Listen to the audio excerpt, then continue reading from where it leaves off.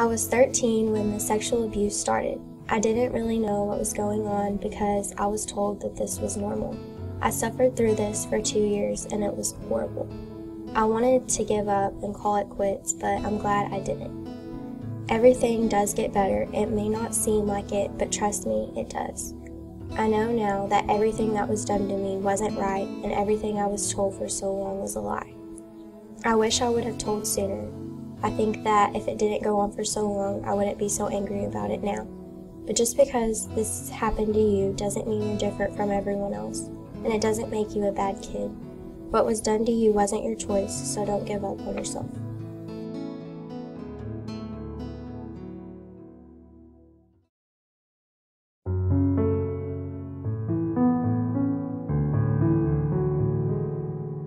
Everybody.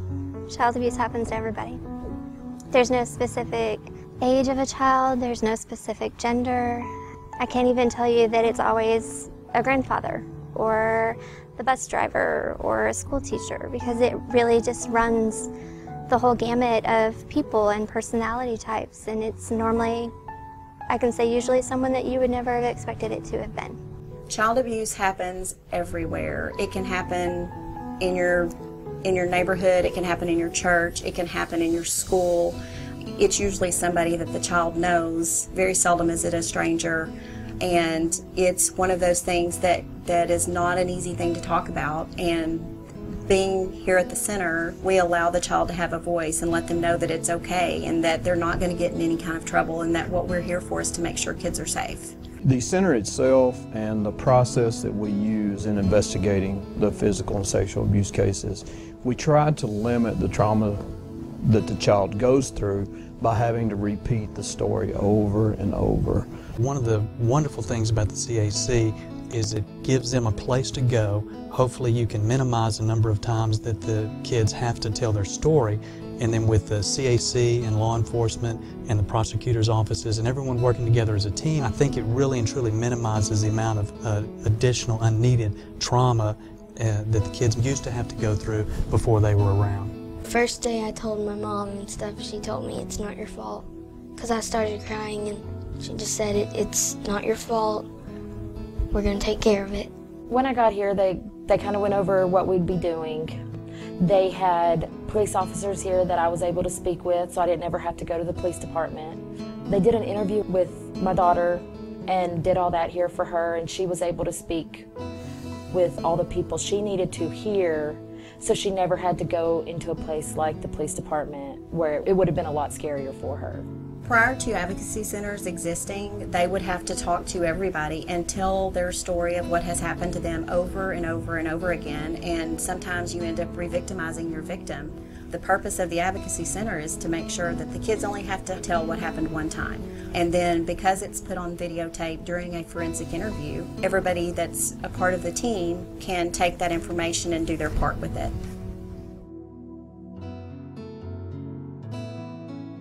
A forensic interviewer is a trained interviewer who has gone to many hours of training to get the specifics on the best way to talk to children. We do the interviews for law enforcement and CPS, and so instead of the children having to talk to people who sometimes come off as scary, we have trained people here that can talk to them and allow them to do things in their own time.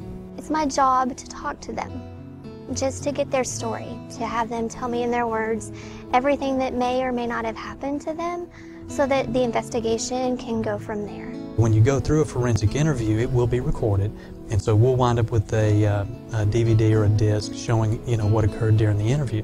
And so that gives us an opportunity to visit with whoever did the interview or visit with the folks at the CAC and find out about those sort of things. Talk about the way the child reacted or the way they dealt with the questioning or how they feel or what they think, that sort of thing. The child, from the time that we have completed our interview process here, we immediately get them set up for therapy. And the therapy is based upon how long the child needs it. There's no set time. As a therapist here at the Hunt County Children's Advocacy Center, I'm able to meet with the children weekly. I meet with their parents as well. I do a family check-in and see how they're progressing throughout the week, what their week has been like, and then I work with them individually and provide trauma-focused services. I didn't feel like it was counseling. I don't know. It was different than I thought it would be. I mean, it was like another house, like my own house, you know? Coming to the center has helped me a lot in my life. It was the best thing I did. You know, they were very helpful, just because I didn't know what to do. In my opinion, the CAC is probably one of the most important organizations that we have in this community that not a lot of folks know about, okay? And they very professionally and very quietly are doing some incredible work there. And what I mean is I don't know that people really understand how vital they are to our ability to be successful in the prosecutions of these offenders. And I think, and this is always the case, but the CAC is grant funded primarily. And so of course a whole lot of the services that they provide depends on what they can afford to provide. But I think probably the best, in my opinion, the best thing that could happen with the CAC would be to get people in the community more involved, to know who they are, what they do, and to contribute in whatever way they could. You know, I have a young daughter, she's 4, and I have a lot of employees that pretty much all of them have kids. And so it's something that's important that I think anybody could be touched by it, no matter who you are, what you do. It could play a part in your life, and anything to do with the youth is important to us, so we try to get involved. As local business leaders, it's our responsibility to take care of our community's youth. There's a lot of important causes in the community, but this is one where if it doesn't exist, there's nothing to replace it. This is it. I mean, without this, the children have nothing. The fundraiser we held last year is the only reason the doors are open today. And so the goal of the fundraiser tonight is to allow the center to operate for another year. As a community, you have to devote resources to organizations like the Hunt County Children's Advocacy Center, because their primary goal, their charge, is to deal with the child victims in our community. And we have to support that. If we don't support that, the city, the police department are going to have to provide those resources. And I think we're better off sharing them amongst the organizations here in Hunt County and hopefully providing a stronger response to our child victims. To me, as a parent, that's what I strive for daily, is to make the lives of my children better. And then as a police officer, I try to make the lives of all children within the community I serve a safer, healthier place to live. So I can't think of anything better to give to.